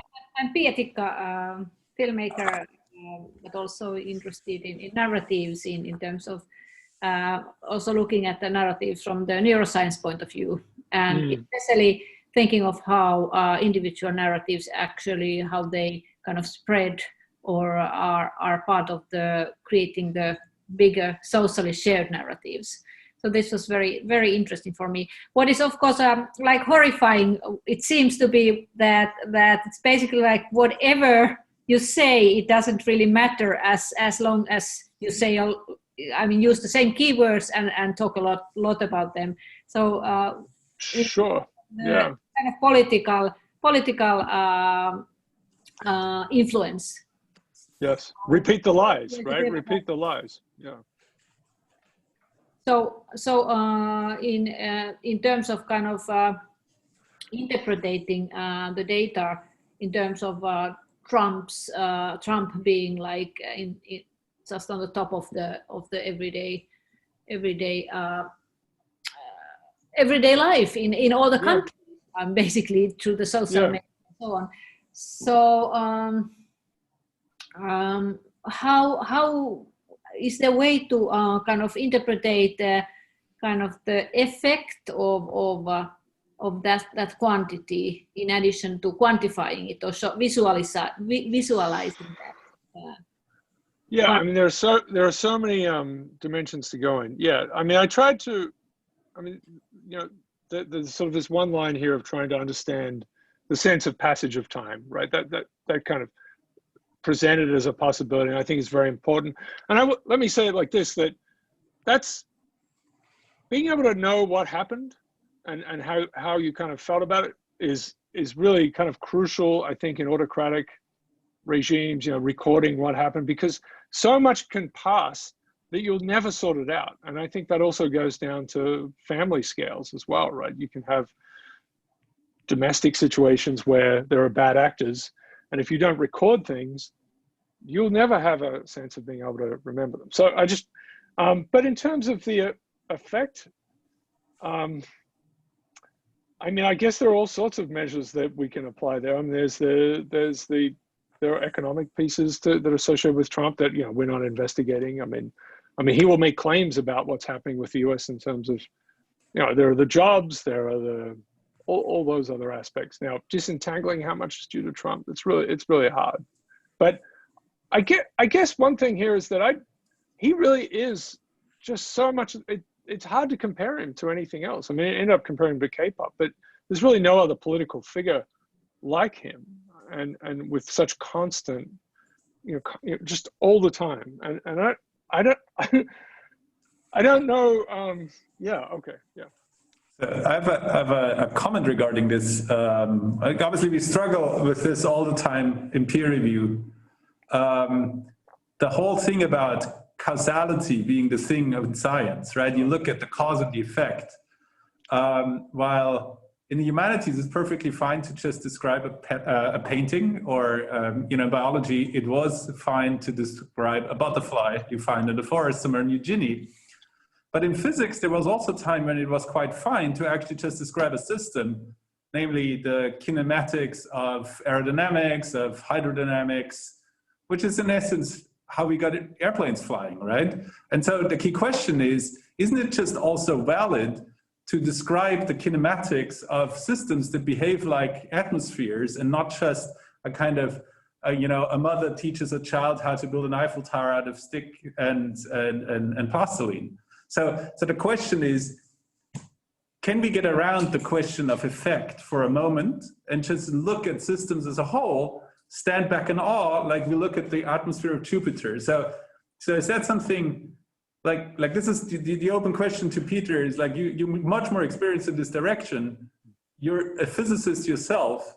How do you justify this kind of work? Because I'm pretty sure you get the same kind of peer reviews in essence, right? Isn't it? So this is a deep issue for me, and I think I've reflected a lot, and I sort of mentioned things like thermometers and measuring time, and you know, trying to build instruments, and I frame basic sciences describe and explain, and I think we got a little far ahead of ourselves because we did so well with physics that, you know, you go out into economics and whatever, and there are really successful models. They're a fantastic thing. There are models that work in this social sciences, but we're kind of in this strange place where we've got an enormous amount of data now, and it takes a lot to sort through it well. So some of the work we've done, perhaps recently, has been just described, which is just an enormous undertaking to actually map the thing,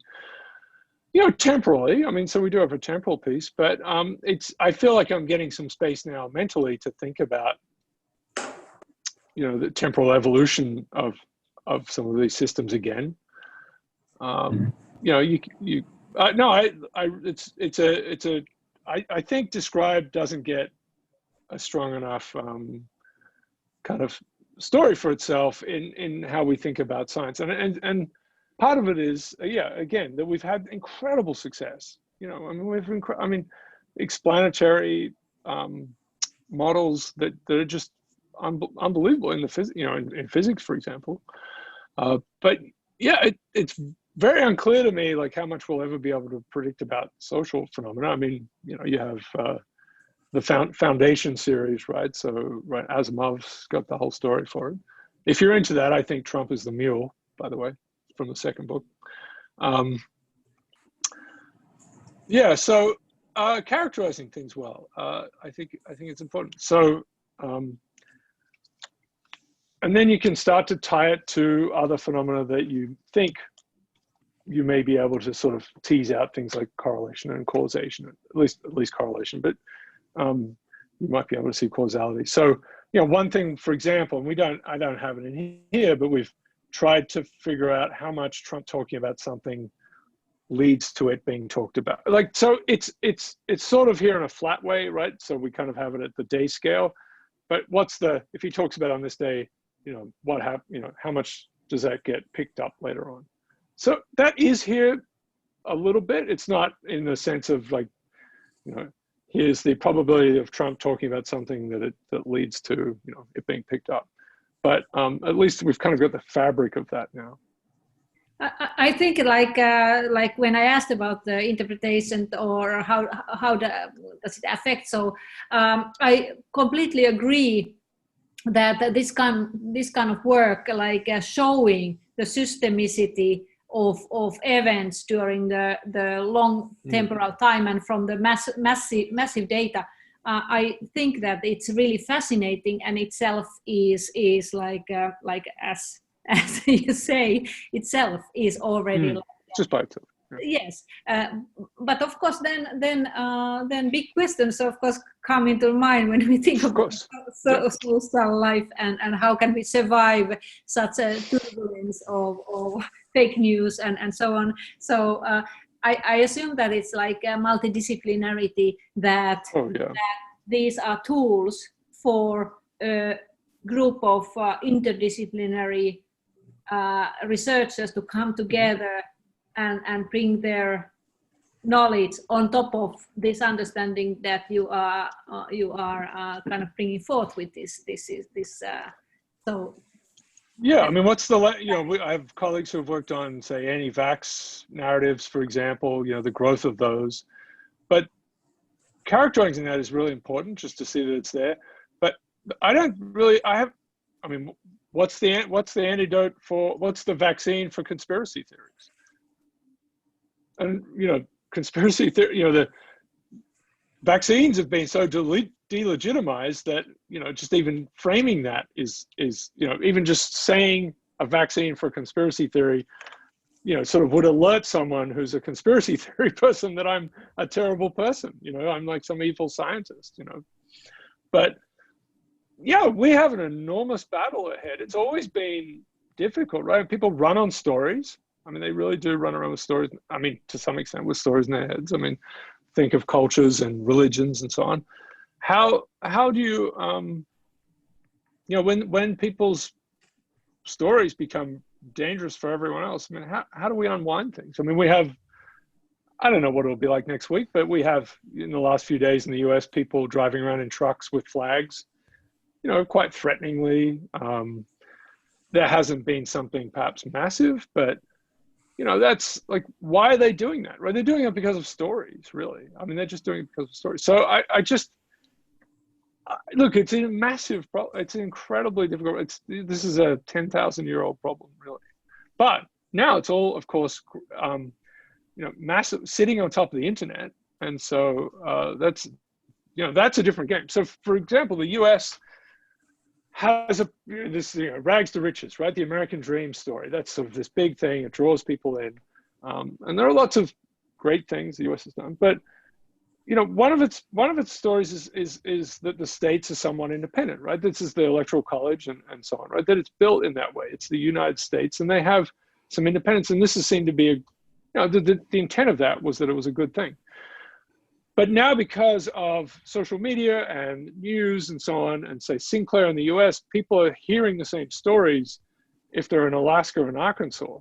So now you're getting a correlation of stories across states. I have no idea what to do about this, but you're getting correlations of experiences. And also at the same time, you can be watching a live video of something happening. And it could be filtered through Fox, or it could be filtered through, you know, if it's MSNBC or something.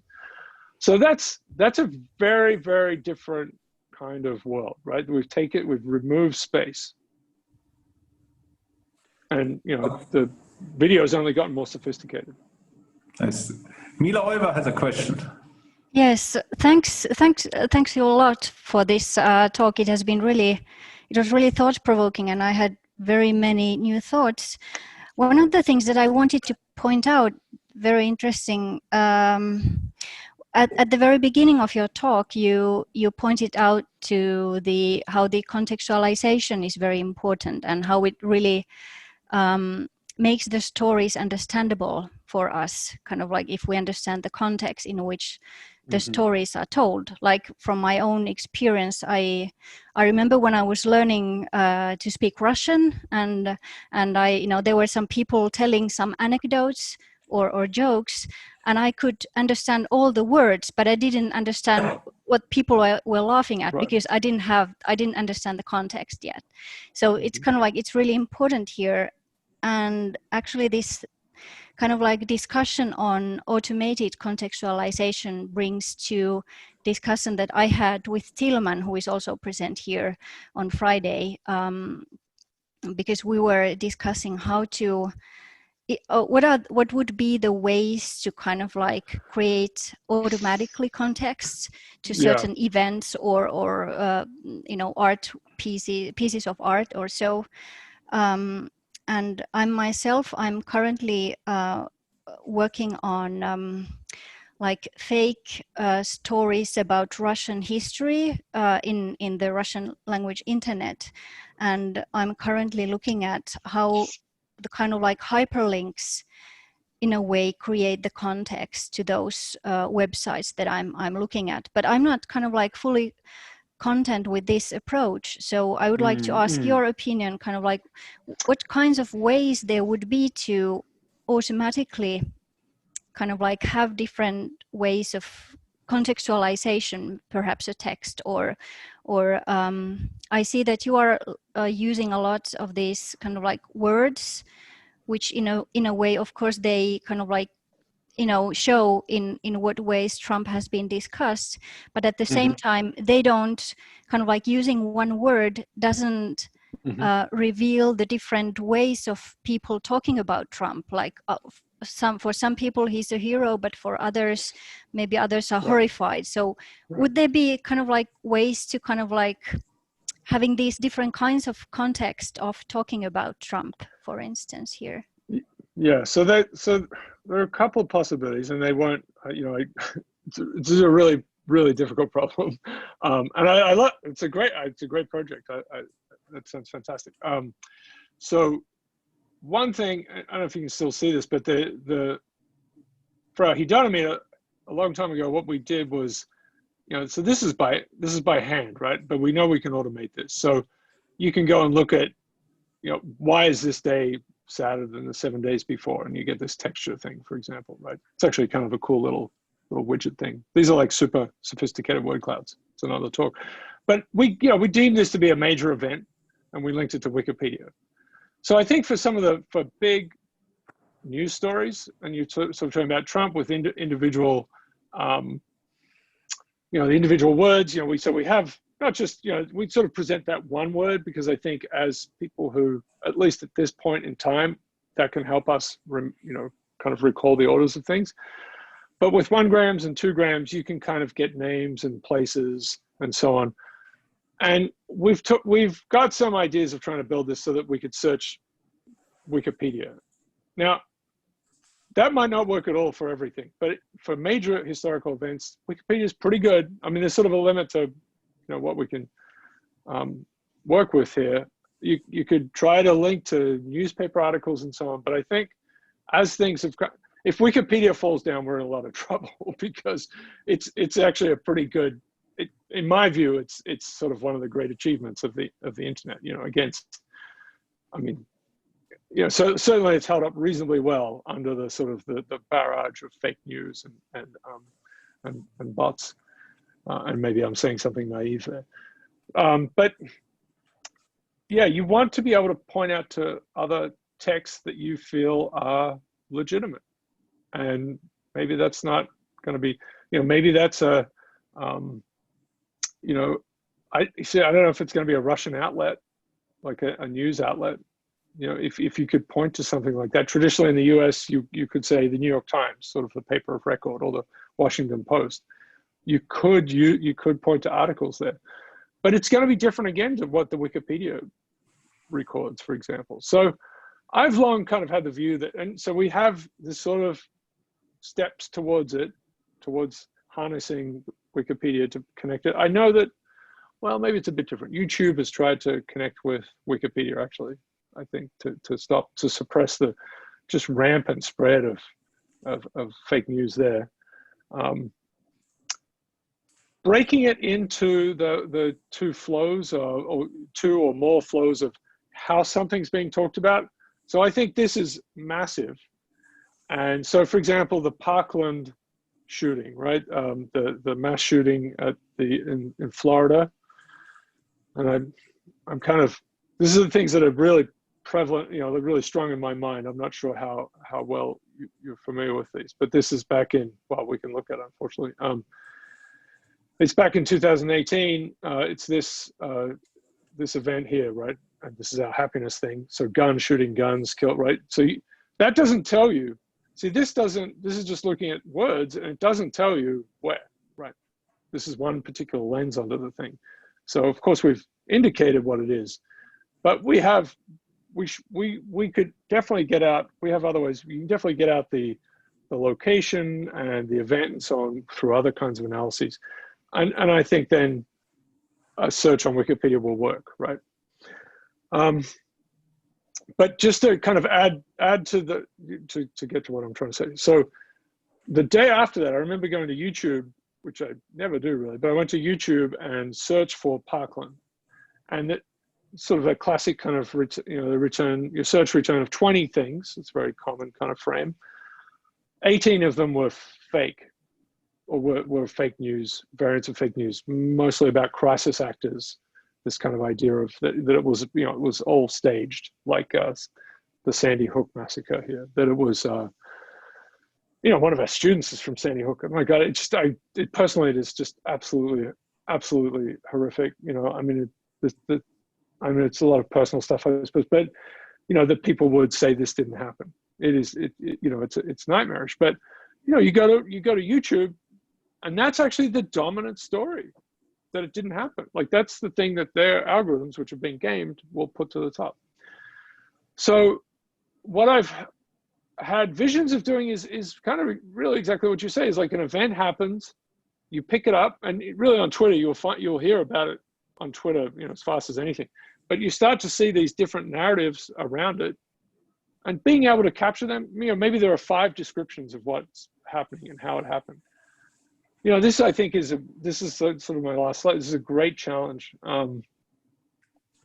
We do have, well, I just want to say quickly, we do have things like topic detection and so on, and they're just not as good as they, we want story detection, right? We want these kind of narrative detection things. So I think it's doable. We must be able to do it, but we would want, after Parkland, here's sort of the true story, like this is what happened, there was this gun, and then there's this fake one, which is that it was all made up and the students are all pretending and they're crisis actors.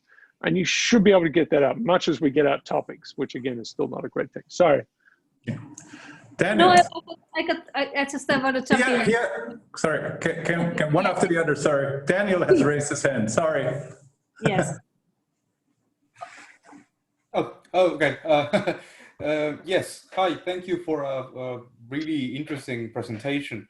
I wonder if you can talk a little bit more about the relationship between how you use the idea of narrative and story. I think for people who work in kind of a narrative and stories, there is a relatively a demarcation between the two, no? So plotting events of world events and in the way that these projects do suggest some form of sequence of events, but for it to become so you could argue there we can infer some form of narrative meaning from this order of sequence events, but for it to be a story, it would also suggest some form of agent that is narrating, so a narrator in any case for the stories to develop in such a way. So the reason I'm asking this is because I myself am a bit torn about this point. So on the one hand, I really like the idea of the infectiousness of this sort of thing. So we refer to misinformation as a spreading, as if it was a virus. Now there's the thing of infodemic sort of, and so we have this model of spreading that somehow seems very counterintuitive to the idea of a story. In which case, because in a story you would traditionally, in a classical sort of dramatic way, you would expect something to be revealed. You know, you would expect some dangling causes that would necessarily be placed at a specific point in the story, say, you know, for it to count as a story rather than just. So what I'm trying to say is this something that is it something that you consider in your idea of a story versus narrative, or is this something that is completely irrelevant perhaps to what you're trying to do? No, so yeah, no, fair enough. And I do see some kind of arguments about these things. I mean, there's plot, and I would take that to be the sequence of what happened, the actual events, right? So, you know, in a sense where I don't quite want to use the plot here because that does sound like it's made up, but it's much more analogous to that.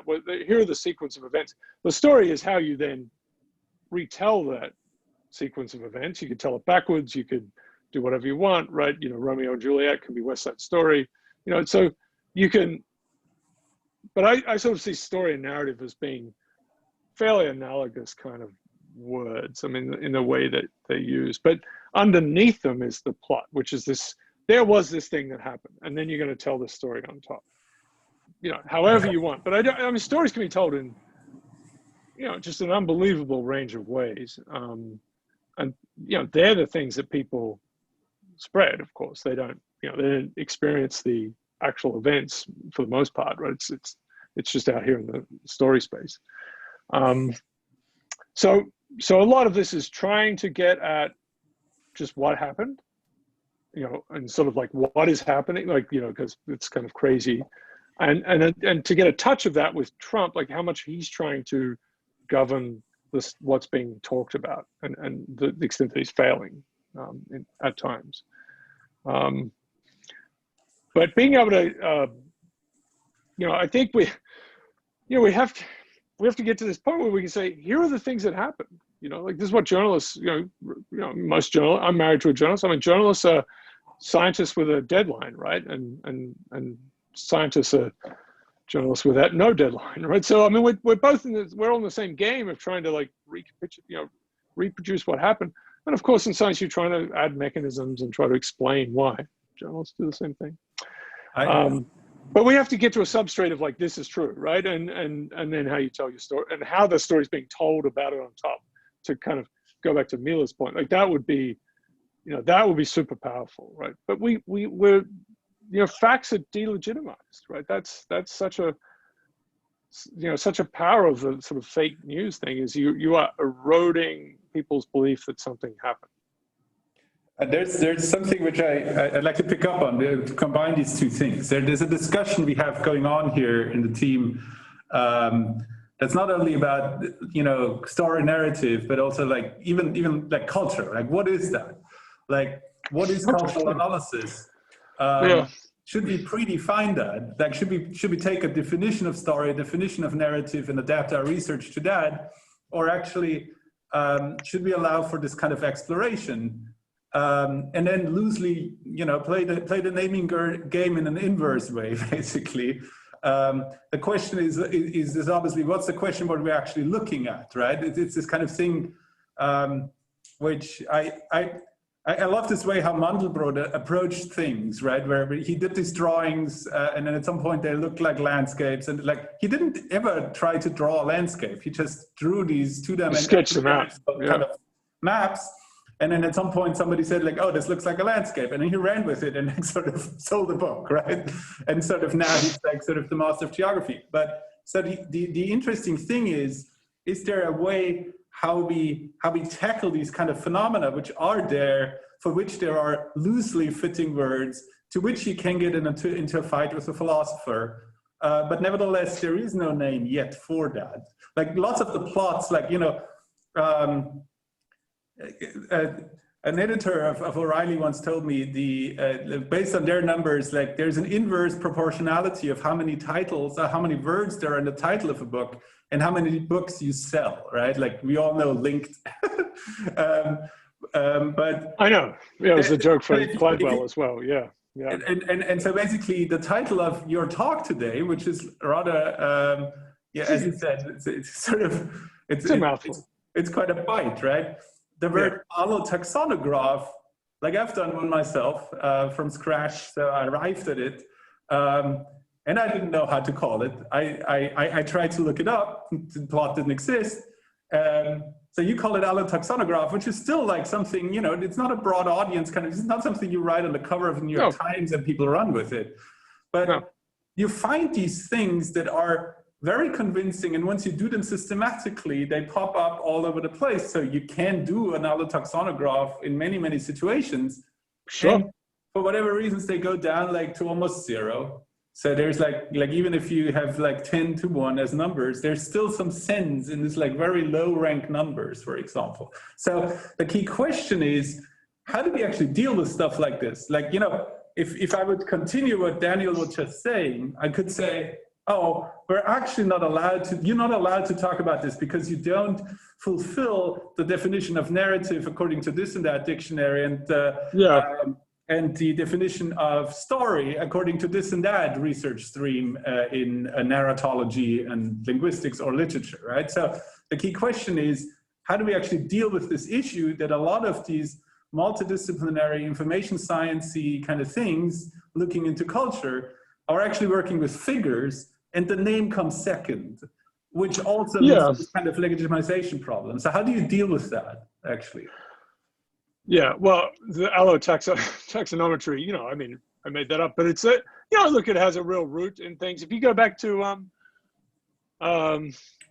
allometry, that's a Huxley, it's Julian Huxley, who was a eugenicist, and there's another, I mean, everyone was, it's terrible, but, and I've forgotten the name of the other author, but it was a paper in Nature saying, let's name this thing that we're all kind of studying and we have different words for, right? And so, you know, that, this idea of, you know, anomalous scaling or something, right? So that you know, it got framed at some point, and so, you know, I built the name out of those things. So it's a bit of fun, but I mean, you know, there are all sorts of, I've spent a lot of time looking at names of old instruments. You know, people came up with all kinds of interesting names, you know, and because it's part of, I mean, this is part of knowledge making, right? You're trying to put a category, something in a category, trying to get draw a circle around something. I realized that, you know, getting into story space, which, you know, I was thinking about stories, which, you know, it's came along to me out of networks, I don't know, 10, 12 years ago. It struck me as just incredibly powerful, but I also knew it was sort of fraught, because this is something that people will disagree about. So, you know, to Daniel's question, I don't know what we'll end up with as a collective group of people agreeing on what a story and plot, you know, those things are. I mean, I've tentatively kind of framed it in this way. This is from one of my courses. I think, I didn't say this before, but time is incredibly important, right? So time is sort of the big piece here. You know, as much as anything else, and of course my talk today was trying to deal with our sense of, like, trying to contend with our sense of the passage of time, but, you know, it's tick, tick, tick, right? Time is ticking away. So we have that as the sort of one dimension that we can kind of rest everything else on. And so, you know, events are unfolding time. That stories have some sort of temporal aspect to it. I mean, maybe that's as minimal as I can get it to. A narrative and story are going to be the same, and then plot is just the essential sequence. And this is actually from Wikipedia, right? So there's a plot. These are the essential things, but it could be talked about in all sorts of ways. You know, very loosely, plot and algorithm are similar. I'll show you one other. Let me show you this other kind of madness here. This is my idea of why things spread. Let me just. I won't have to go through it, but I'm trying to. This is a sketch, right? So to your point, Max, is like trying to, like, put things on a board. So there's some real set of events that happen. That just, right, things happened. They did. I'm not going to, you know, pretend that we're in some simulation. Can't record everything. We have to compress things when we tell a story. We're just going to do it. We're not going to record. We're simply not going to have everything. I mean, video is going to capture a lot, but it's going to still throw things away. So story logic is going to be favored. Like the things that we culturally kind of can handle in terms of stories. What are the sort of stories that will stick with people? And we'll leave things out. So good storytellers, like very honest storytellers, journalists who are trying to tell you what happened, they're going to have to compress it. They're going to have to throw things away, and they'll make mistakes. So the thing is, as you move away from some true story, there's just this envelope of unbelievable number of stories that maybe match up in some aspects. Who shot JFK, right? All these things that are just around it that just stretch and stretch and stretch. So why, for example, do people in the US believe that Biden, I think genuinely do, that Biden is a pedophile, that Hillary Clinton murdered children underneath a pizza shop? So let me just try to give you a sense of that. So here's the thing, there's an infinite number of stories. You're trying to, in the best case, tell the real story, but you have to compress it. But if you're a bad actor, or even a good actor, there's still going to be a good story that's nearby that real story that's going to spread better. That you'll have a sense for its uptake, that people will absorb it better, right?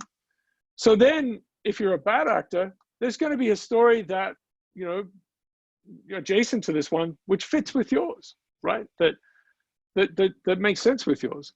So it conforms to your ideology, or you just want to, so it feels like that's a long stretch, Pizzagate, that is a long way away from any real truth about Hillary Clinton. But I think there's a shortcut part there, and that's his character, right? So that you just this is where you flatten the story.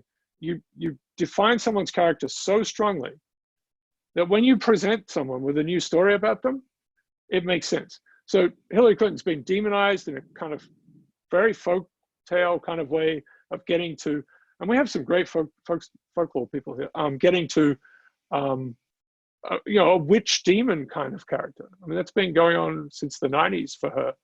And so then you pop out this story that's basically insane. Just completely mad, but people are like, sure, she could do that. She's the utmost evil person, so sure. But and so I've got all these sort of drawings, and I don't, but in a sense, time is this axis, and then there's event space here. And it's a huge infinite dimensional space. So that's a little extra. That takes me to a question I had since the beginning. Oh, yeah. Which is, you reduce everything to time and then basically the rank change over time, right? So this is like one dimension plus time. While one could say like a large chunk of scientists is busy like embedding stuff into multiple dimensions with neural networks and then not understanding the multidimensional space. So they're not good with time. They're not good with time, actually, I don't think. Deep learning stuff. It's not great with time. Well, let me say, yes, it's sort of fun, but when we got to the time speed up and so on, but in a sense, if you go back to those allotaxonographs, each word is its own dimension, right? It's its own little, so that's what it's trying to handle, is like each thing, think of the atoms in bodies or something like that. Each one of those, it's its own special kind of category. There's overlap and whatever in meaning, but so it's actually trying to handle all these different events, and if you look on a given day, you might see, it's dominated by coronavirus one day, but you might see a day where there's something, and I'll see this regularly, there's some soccer match in Europe, which is a big deal. There was a concert somewhere, there are all these different events. So it is trying to get at that time is ticking away, and all these events are like, and the extent to some, coronavirus is like stuck as a story and just stays, But yes, the next part is like, how are people talking about those things? We've sort of done that in the past with these other broad emotional things. How do they feel about them? All those, that kind of texture. But this is trying to see if we could, get this event space here, right? And this is another way to look at it. Like, if you look at the gray sort of sequence of dots in the background, that's the true story. And these are retellings of it. right? So these are retellings of it. So this is someone who, you know, tells you all these extra details that just don't matter. You know, this is this and this sort of the bundle thing. Yeah, but how do you measure this? Yeah. May I ask something?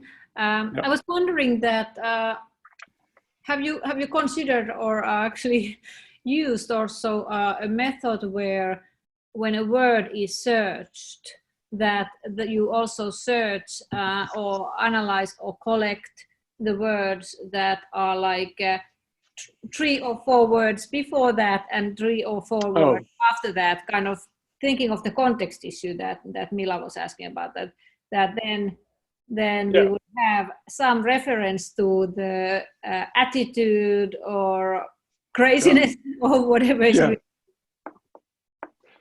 so that works pretty. So let me tell you what we are developing now. This is a complicated thing to do, but it will get at that for you. So there are methods like that which you kind of have to do in a large text, right? But for tweets, you can say, you know, Merkel is mentioned in a tweet.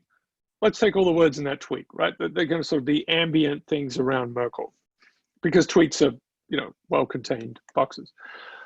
So we have this overall story wrangler thing, which has a little bit of that because it has 3 grams. So you could say, you know, let's find all the Trump star pieces. It allows you to, you could return that. And then you could look at that texture of, so we've done it to this. You know, what are the 2 words that come after Trump? How do they kind of change over time? So we're getting this thing which we'll call, we've done some of this like ambient happiness or ambient stories. You can put in a search term and it will retrieve the like history of words around that search term. So that makes this thing just ridiculously large, right? Because there's, say, all of English on Twitter. What's going on? You know, what I showed you here was, let's take the subset of tweets that have Trump in them, but let's make that now general. So you can say, I want the subsets of tweets that have X in them. And then you could do this sort of thing you're talking about, like looking at the, you know, what's going on around it. So we're trying to build it. That's a kind of a difficult thing. But we have some small subsets. We haven't quite put them online for people to play with, but where we've you know, chosen them deliberately. And you know, the Trump one proved to be a pretty powerful kind of subset, right? It's a you know, look, it might not work. Twitter might not work. Like if we looked at Snapchat, if we had all of Snapchat's data, I don't know. It might not be a good, it might be a better representation of reality. You know, it's one lens. I think the big errors that we end up with are somewhat in the instruments we use, but it's obviously going to be in the platforms that we look at, right? So we've just finally gotten access to Facebook, some version of Facebook. It's not everything, but it'll be interesting to open that up.